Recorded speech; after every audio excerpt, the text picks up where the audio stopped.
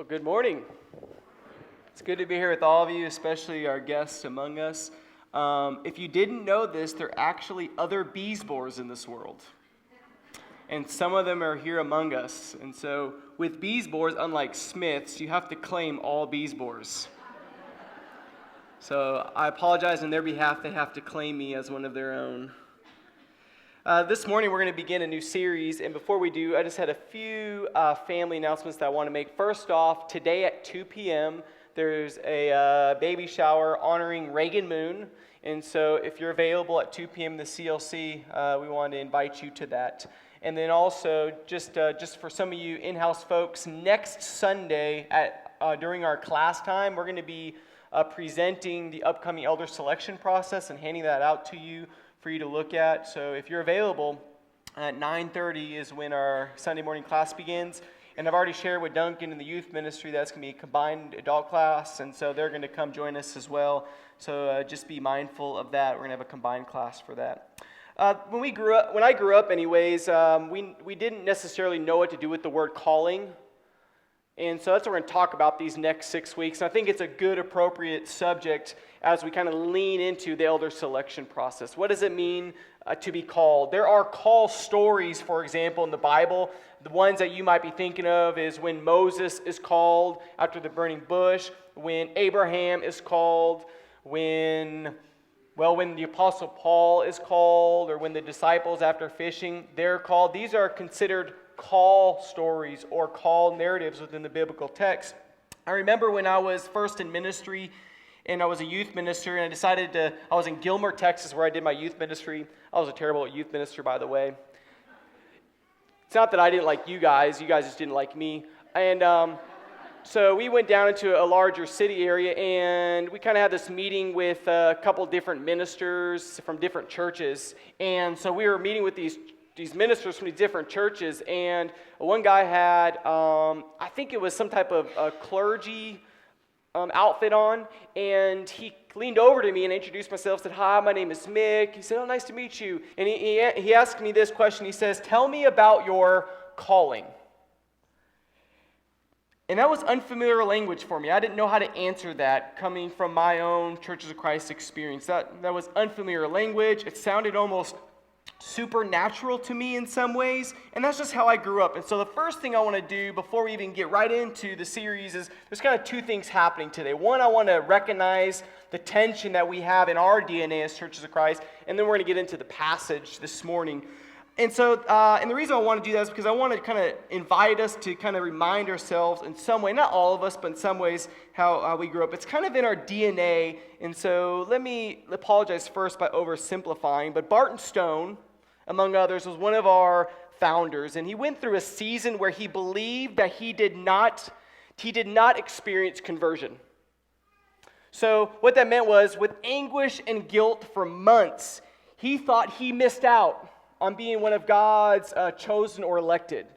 And so oftentimes for Christians, especially kind of right around American Revolution, people would kind of walk up to the front to this prayer seat or prayer bench, and they would sit there for hours waiting to receive their call, their conversion experience. And so he anguished for months. He was depressed because he was taught that you might know the gospel, you might know it, but you were powerless to receive it because it's a gift from God.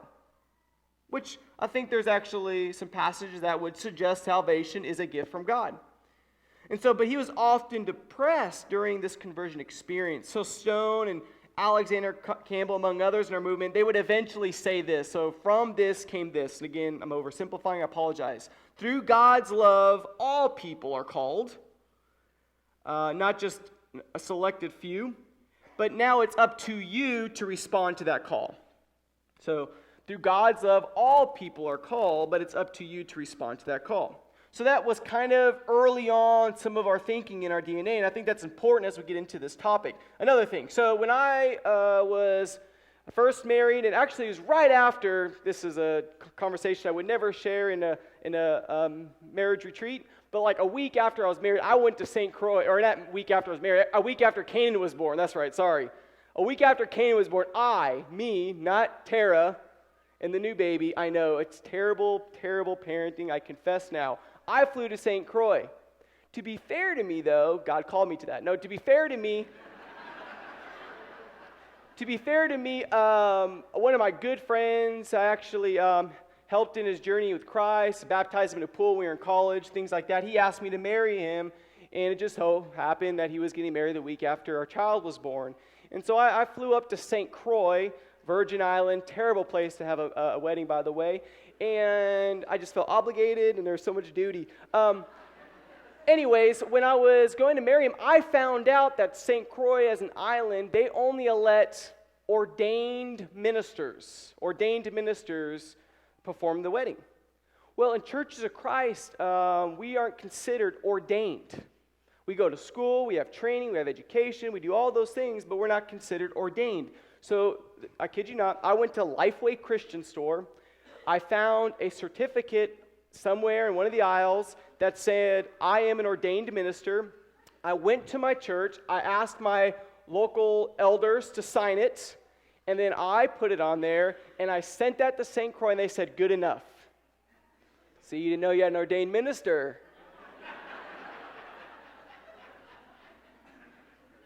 I say that because it's also in our DNA at Churches of Christ where we have a struggle with this clergy laity. That's kind of the words they use for us to be preacher, minister. We struggle with that gap, right? We grew up out of the American Revolution that all people are common. Anyone can read the Bible.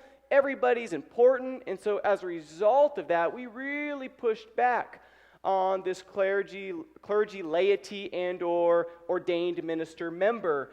And the reason why that's important is because early on, if you were a newly ordained minister, you would get in front of your church and you would share your call story, why you were called as an ordained minister.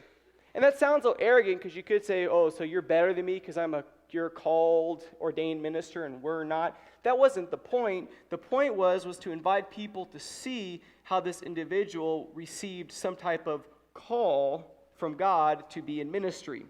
And so for us, the point is this. We struggle with that. We believe in priesthood of all believers, so it's not in our DNA, right? It's not in our DNA to use the word calling. I don't want to be too hard on this, though, because even though we don't use this word, we do believe in it. And so I want to make that point as well. We do not deny that God calls. We don't necessarily use this language per se, but if you're interested, for example, in one of our homeless ministries called Family Promise, we would say you're called into a ministry. You may not use that word, but you're led into a ministry. You have found yourself in a ministry where you may want to help those who are in situations where they're homeless. Or maybe missions, foreign missions.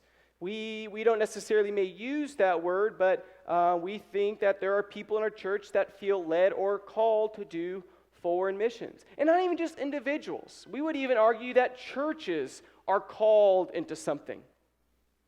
Like, for example, what our church is, who we are, how we identify ourselves, is a lot different than maybe another Church of Christ in a town, especially maybe in the same town, which often happens in Texas, right? So we might, for example, be called to help out with the local populace and do things like seeds ministry and other things. Or we might be called to have a youth ministry that's built on helping develop and train our kids. And so we are not ignorant of this idea of calling, and yet the word itself is a little unknown to us. And so I wanted to bring that up because of this one, what I think is an important question. We're anticipating, for some of you who are guests here, we are anticipating an exciting opportunity for us as a church, and that is an elder selection process. So, do we believe that God is calling specific men and even their families and wives to shepherd and lead us as a future church? Do we believe that? Calling is an important attribute of God, is it not? It reminds us that God is somehow interacting.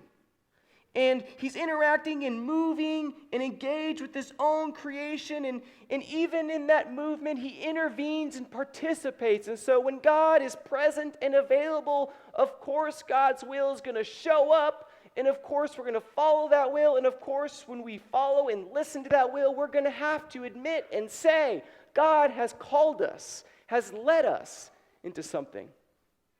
And what that something is different. And so that's why we're going to talk about specific call narratives throughout Scripture. But this morning we're going to talk about 1 Corinthians chapter 7. So, DNA, tension, first sermon. Second sermon, 1 Corinthians chapter 7.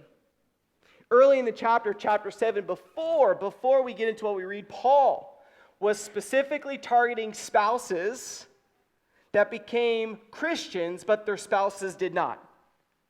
Christian spouses to some were embarrassing and offensive. So when I married you, you weren't a Christian, but now that we're married, you became a Christian? What's up with that?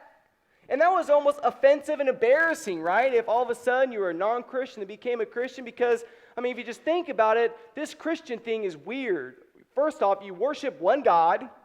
Then at some crazy hour, you go to someone's home that you really have no business hanging out with, because they could be free or slaved, or they could be business, rich, poor. It doesn't matter. That's strange. And then what do? You eat flesh and drink blood? And you have a holy kiss among each other? This is a strange cult. And so there was tension for some of these folks who decided to profess Christ and live this Christian life, and yet in their previous life, they married somebody who wasn't Christian. And so Paul says in verse 15, if the unbelieving spouse lets you go, let it be so, because the peace of God has called you. So Paul goes on and says being married to an unbeliever is a pretty vulnerable and delicate and complicated situation. But he asks them to remain as you are because there is hope. Richard B. Hayes says this. He says in this particular passage, Paul is walking a tightrope here, maintaining this delicate balance between what it means to be this radically new person or character in Jesus Christ in the life of the Christian community, and that balance with your continued existence with worldly commitments. So just because you became Christian does not mean you're still not committed to the world. And so this is not, being married to a non-Christian is not some burdensome obligation, but maybe an opportunity in which God's holiness and transforming power may operate. And so your marital love, Paul's saying to an unbeliever, is an opportunity to reveal Jesus Christ. So he says, remain as you are. And so from this, Paul goes on to this, and this is what we read, this more general guiding principle related to the word calling. He invites folks to remain as they are. So he says, however that may be, let each of you lead a life that the Lord has assigned, to which God has called you. And this is my rule, says Paul, to all churches. Let each of you, he says, let each of you remain in the condition in which you were called. In whatever condition, he says, in whatever condition you were called, brothers and sisters, there you will remain with God. And so our identity is with Christ alone. Now, this is kind of a side note, but it's not, because I feel like this needs to be mentioned. This passage historically has raised some concerns, especially in regards to slavery. We are not so caught up in circumcision, the uncircumcision thing. But the issue of slavery, Paul is not okaying slavery here. First, slavery in the ancient world was vastly different than the antebellum South. That's not to say that Roman slavery was okay, it was just different. So Paul does say this, if you are indeed free, by means you make use of it, take advantage of it. In fact, slaves in the ancient world could have, and usually did have, an opportunity to be free, to no longer be slaved, and when you did so, take advantage of that. But here's the point, and you hear this in Galatians chapter 3, right? Circumcision, uncircumcision, slave, free, male, female. The church is asking all of us, each one of us, to not be identified and not to live out our life in our social positions, but to live out our position that we are saved in Jesus Christ. That's your identity. That's who you are. And the church is supposed to be the place that models that identity. Salvation in Christ. So let me say this once again in this passage. Paul is reminding all of us, no matter where you are, to be reminded that your position, that our position in life, our position is not circumcised or uncircumcised. It's not even our marriage. It's our identity in Jesus Christ. So what does this mean for us today? What's the so what, right? How does this relate to our calling?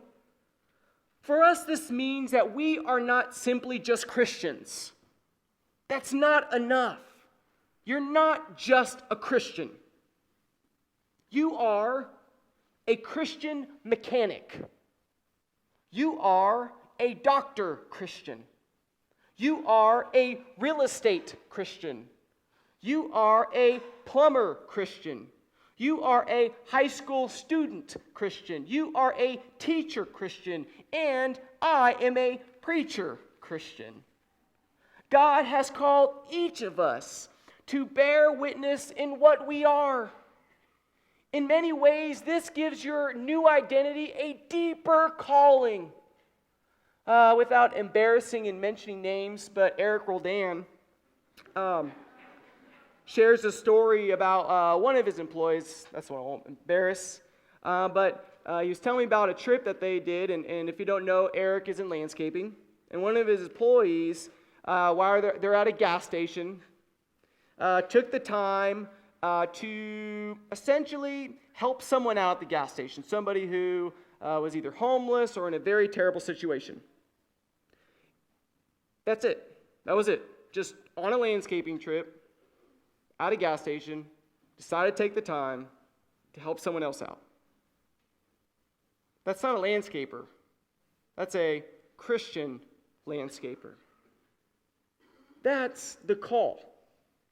That's your call. Work can be an act of praise, a potentially productive act of praise. Work glorifies God, it serves the common good, and it's something through which we bear witness to the saving life of Jesus Christ. So in some ways, this idea that we're all called, that's an important principle we have to live up to. It's a challenging principle. You're going to find that the call narratives are very difficult. In fact, most people who are called in the Bible want to say to God, no thank you. Do not call me. I am not ready for this. I am not worthy of this. Because it is a difficult life to empty yourself and be sacrificial, to invite yourself into the full story of God and its potential. Because that would mean, for example, that if you are a called Christian, that you live life for the glory and praise of God for the common good, I would either suggest avoid Facebook altogether or only say nice things. I'm serious about that one. It is amazing how destructive some of us have been with that. Or our jobs. I know it's so important to be successful. I know that. I know we got to get ahead in life. I know we're concerned about our kids and their well-being and their future. But how far are we really willing to go in our own integrity and our own ethics to ensure that I have the foot ahead of everybody else, that I become the next boss? Am I really willing to cross that line just for the extra paycheck? Is that the call that God has led you in? And so God is calling us, no matter where we are, in our marriages and in our homes and in our job situations, in our daily interactions with life, to be someone important, to acknowledge the life of Christ, to bear witness to Jesus. But this is hard, right? Because we can be easily distracted from all the noise in our life and all the busyness. Because it's hard to pay attention to God's voice. It's hard to pay attention to God's calling. That's one of the reasons why I think Trek is such a cool thing. I know there's a number of young people and even some volunteer adults that went on Trek. But what it does is it's an opportunity, right, to escape the noise. To go through a very difficult, tiring, exhausting journey that you have to literally climb through. And in that journey, it calls you, it challenges you to let go of yourself and find a new strength. A new strength in those around you who help you up the mountain, and hopefully even a new strength in God. And it's at that place, and it helps, you're on a mountaintop, and it's really pretty. But it's at that place where you can hear God. Where God is speaking. And we're listening. That's the whole point of this series. When God calls, God is always calling. The question is, are we listening? God calls each of us, according to Paul, no matter where you are. And here's the deal. You can make a major difference on the behalf of the good news of Jesus. No matter your social position, no matter who you married, no matter where you go to work, where you go to school, and so on and so on. Dr. Glenn Pemberton, professor at ACU, in discussing this, he reminds me of why our younger generation is so important and critical to the future health of our church. He brings up the song, There's a Stirring. You know the song, There's a Stirring, right? And so, if you actually know the song, this is the way my left brain works, so I apologize now. I'm probably going to ruin the song for you, so sorry. But if you actually just kind of read the song is kind of morbid in some ways. Like if you notice, like some of my favorite songs from the church are actually morbid, like Troublesome Times Are Here. You're like, just think about the words, like troublesome times are here, filling men's hearts with fear, right? So there's a stirring, yeah, now you think, oh yeah, that's pretty, yeah, it's scary. So There's a Stirring it's actually a song about death.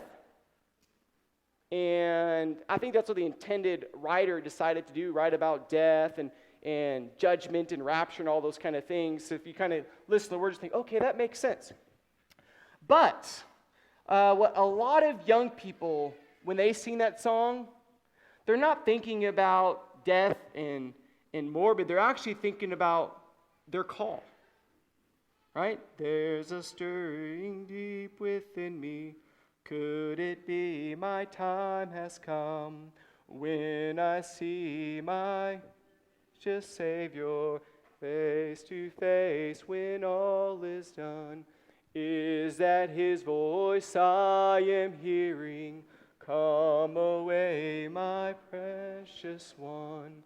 Is he calling me? Is he calling me? Right? Beautiful song about God's call. And I know especially young people, that's exactly what they're hearing. They're hearing the call. And you know why?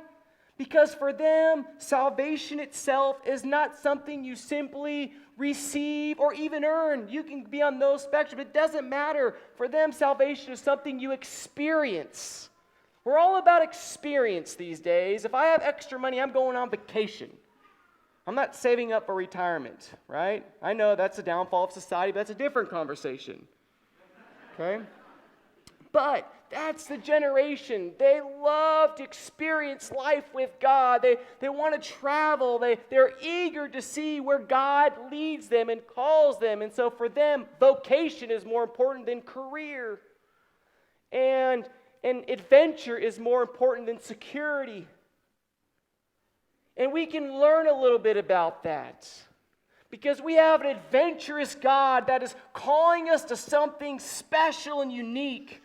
He wants to lead us into something. He's even targeting right now specific people who will help our church discern who we are and our identity going forward. And he invites us into that excitement. And so this morning, does God have a call for you and me? And how do we become faithful to that? And I truly believe God has called each of us, no matter where you are. In fact, it might be best to remain where you are, so the people around you, your family, your friends, your employees, your employers, your classmates, all of them can easily see how you witness life with Christ. In coming weeks, we'll discuss more specifically these call stories. And I think these will offer us some confidence that we have a living God that interacts and shows up. And I'm excited about that. So God continues to express and articulate his will, and he calls specific people, I believe, to serve in that.